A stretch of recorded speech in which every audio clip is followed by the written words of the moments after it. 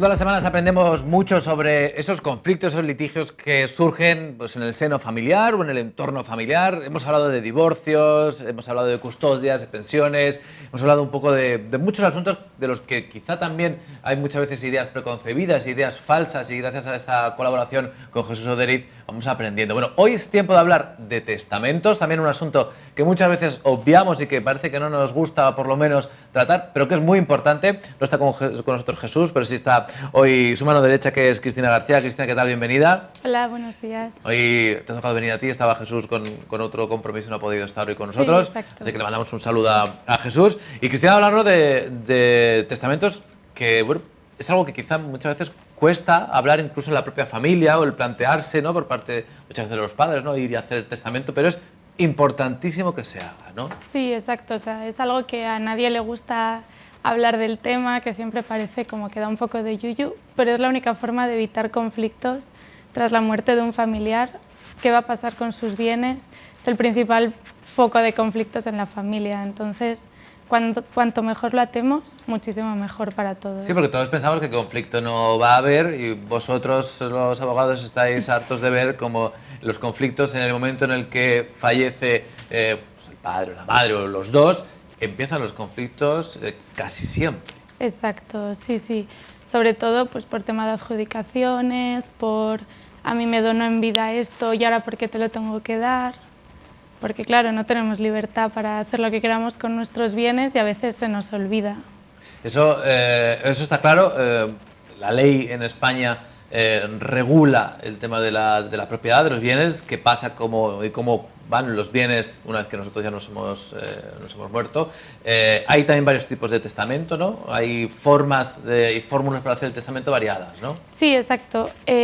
Bueno, estarían los tipos de testamento, digamos, normales y los que son un poco especiales, pero lo normal sería o bien hacer un testamento hológrafo, que es el tipo de testamento pues el que se ve posiblemente en las películas, que pues el difunto de su puño y letra hace en unas líneas lo que quiere dejar a su familia, lo firma y ya está. Este tipo de testamento es muy peligroso porque claro, al final la firma y el haber escrito un documento a mano muchas veces es muy fácil de falsificar. Claro, porque en este caso el testamento hológrafo no pasa ni por un notario ni por un abogado, es decir, no lo firma ningún profesional, es algo nuestro, lo tenemos guardado y en el momento de nuestra muerte decimos que se saque y, sí, y ya está, ¿no? Claro, entonces en el momento de la muerte tienes un plazo de 5 años, el que encuentre el testamento, para llevarlo a un notario, demostrar que realmente es verdadero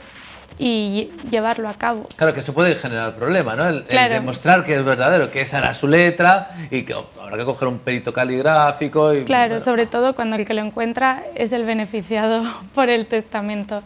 Por eso este es un tipo de testamento que el Código Civil le pone muchísimas restricciones y que en ningún caso es recomendable de seguir.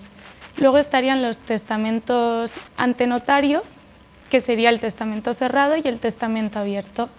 En el testamento cerrado nosotros le entregamos un documento que puede ser escrito a mano o que puede ser escrito a ordenador al notario y él da fe de que se ha entregado este testamento. Pero no sabe el contenido. Pero no sabe el contenido. Esto también genera muchos problemas porque, claro, la gente por lo general no conoce la ley. Igual le dejan todo su patrimonio a uno de sus hijos porque es el que le ha cuidado, o incluso a un tercero por esto mismo, porque es el que le ha cuidado en vida o por las razones que sean. Llega el notario, abre el testamento y se da cuenta de que eso es contrario a la ley o que se ha dejado alguna cosa importante y entonces ahí ya no valdría para nada el testamento. Con lo cual tampoco es recomendable el testamento cerrado. ¿El abierto cómo es? El abierto sería más o menos lo mismo, solo que el que va a fallecer, digamos, el testador, va al notario y le explica cómo quiere dividir sus bienes o qué es lo que quiere poner en el testamento. Y entonces, pues aquí en estos casos el notario ya puede ver si esto es recomendable o no, si va contra la ley o no. Entonces este es el más recomendable porque pues al final es el que te aseguras que realmente se va a cumplir tu voluntad. Y además que está conforme a la ley. Exacto. Luego tenemos también hay uno que es el testamento mancomunado. Sí, este tipo de testamento, en principio en el Código Civil está prohibido, pero por el tema de fueros se permite en Navarra y Aragón. Y sería el tipo de testamento en el que una pareja, dos cónyuges, por ejemplo, deciden hacer un testamento conjunto, en el que ambos dos pues, deciden dividir sus bienes, entregarle sus bienes al otro cuando el primero de ellos fallezca, a los hijos, o pues, de mutuo acuerdo deciden otorgar un testamento conjunto, pero eso en Andalucía es totalmente ilegal. Así que aquí ni nos lo planteamos, no. Solo una curiosidad.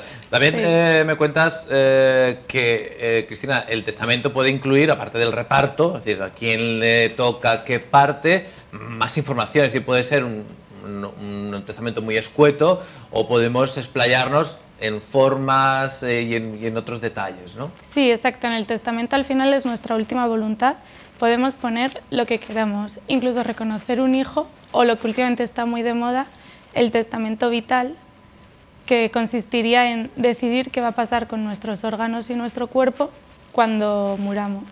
Puede ser que decidamos donar nuestro cuerpo a la ciencia, que queramos donar todos los órganos que se puedan donar, porque no todos los órganos se pueden donar, o incluso decidir si queremos que se nos entierre o que se nos incinere. O sea, eso también se puede poner en el testamento y nos aseguramos, ¿no? que sí, se cumpla, ¿no? Es la única forma de que, pues al final, aunque tus familiares se nieguen, se cumpla tu voluntad. Claro, porque si tú se lo dices a un familiar, ese tipo de deseos pues, personales, ¿no? Oye, no quiero que me entierres, quiero que me incineres, o quiero que me esparzan mis cenizas en no sé dónde, o quiero donar mis órganos. Claro, si lo dices solo de palabra, pues puede que te hagan caso y puede que no. Claro, sí, sí, sí. El muerto no se va a quejar. Exacto. Así que si tú lo quieres sí o sí, tiene que estar apuntado en el testamento, ¿no? Sí. Incluso se pueden poner condiciones, todo lo que tú quieras manifestar se puede incluir. Has dicho, hemos mencionado antes que, claro, cuando en el caso del testamento cerrado, ese testamento hológrafo que nosotros escribimos, ¿no? De nuestro puño y letra, que no tenemos ni idea muchas veces de leyes, claro, os he puesto el ejemplo de quiero dejarle todo mi patrimonio a Menganito. Menganito puede ser un hijo o puede ser únicamente pues, el enfermero que me cuidó mientras que mis hijos pasaban de mí, ¿no? Por ejemplo. Sí. Ojo, porque vamos a repasar ahora un poco cómo se reparte, cómo dice la ley que hay que repartir nuestro patrimonio, que eso está bastante estipulado, ¿no? Sí, bueno, no podemos desheredar, digamos, a nuestros hijos, no podemos dejarles sin nada, por muy mal que se hayan portado con nosotros. La ley establece, bueno, la ley divide la herencia como si fuera una tarta de 3 partes, en las cuales 1/3 del haber hereditario tiene que ir sí o sí para los hijos a partes iguales. O sea, hay 1/3 que sí o sí va para los hijos a partes iguales. Exacto, y es la legítima forzosa. Luego estaría la mejora, que es otro 1/3 de nuestra herencia, que debe ir para los hijos, pero en este caso ya se puede dividir como queramos. Si queremos beneficiar más a uno porque tiene una peor situación económica o porque ha sido realmente el que se ha preocupado de nosotros, podríamos distribuirle este 1/3 para él o igualmente dividirlo en partes iguales. Y ya finalmente el último 1/3 sería el que realmente se puede dividir como queramos, podemos entregárselo a quien queramos, como si queremos a una ONG. O sea que hay 3 partes en las que se divide el patrimonio en un testamento, en herencia, así que una parte sí o sí va para los hijos, esa parte es forzosa y es muy complicado, aunque hay formas muy complicado de heredar un hijo, así que casi siempre esa parte va para los hijos a partes iguales. Luego hay otra que va también para los hijos, pero ya la repartimos como queremos, ¿no? Y luego otra tercera que hacemos lo que nos apetezca, queramos, ¿no? Sí. Es importante tener en cuenta que dentro de la valoración de estos tercios están también incluidas las donaciones que se hacen en vida, que muchas veces se olvida. Muchas veces, pues, para intentar evitar este juego de los tercios, se dona en vida un coche, una vivienda, pero esto también hay que incluirlo en el haber hereditario. Sí, que eso muchas veces hay padres quieren que en vida te dan X y pues intentar claro, un poco eludir esto y para que el otro hijo no se vaya a quejar, porque el otro hijo puede reclamarlo. Exacto. Que en vida te dio esto y forma parte de la herencia, eso que te dan en vida también, ¿no? Sí.